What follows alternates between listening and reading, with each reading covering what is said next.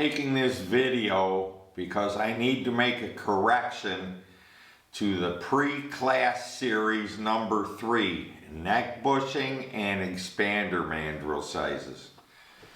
Somehow I made a mistake, and this is an old video, one of my first ones, and it's two fellows brought it to my attention, and I'm so glad they did.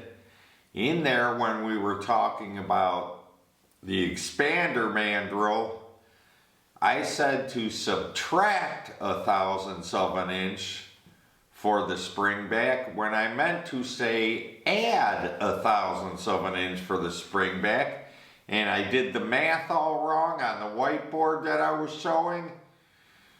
So I sincerely, deeply apologize for this mistake, and I don't know how I let it get by. I mean, I know how to do it. I have it on the website.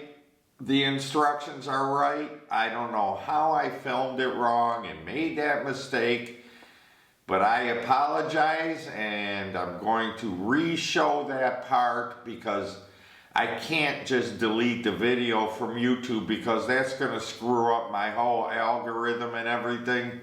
So I have to make an addendum to it, and that's what this is. So I am sorry. I have no excuse. This was when I first started. Maybe I got overwhelmed by the filming, producing, editing, and I didn't catch it. I'm sorry. Let's watch this so we can get it straight. Thank you very much. Okay, let's get this right this time. So this is a correction to the pre-class series number 3, neck bushing and expander mandrel sizes. Now, as you'll see in that video, where I made the mistake was in calculating the expander mandrel size. For some reason I said to subtract 1,000 when we should have been adding 1,000. So we know that our bullet diameter is 0.2425. We know the minimum neck interference we want to have is 0.02. And the minimum spring back we're going to use is 1/1000.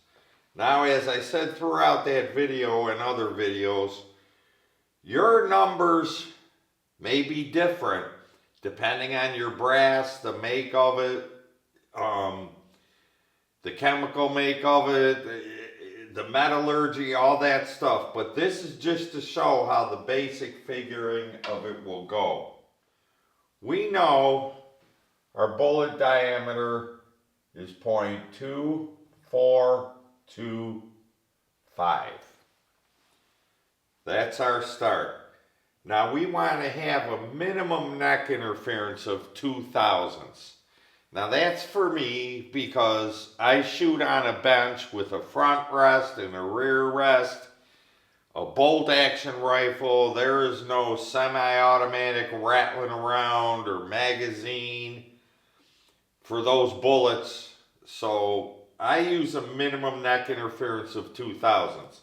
If you're shooting a semi-auto or something like that, I would go to maybe 0.004.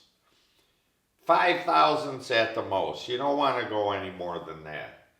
So we're going to use this minimum neck interference of 0.002, and we're going to subtract that. Minus 0.002. Which gives us equals 0.2405. Now this spring back can vary, again, depending on your brass, your annealing process, many things, but this is just the basic. So now we're going to add 0.001 thousandths. Now we come up with 0.24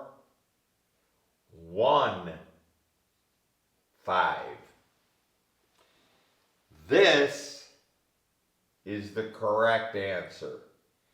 And I cannot apologize enough for how I did that. On my website, I have written instructions for doing this, and it's done right. Again, I don't know how I did this, but thank you so much. And I will credit you as soon as I look it up. These two people that brought this to my attention, thank you so much. And to everyone else, I'm just so sorry. I wish this never would have happened. Please don't lose faith in me. I got caught up in something, who knows? I'm like running two businesses and my head is rambled.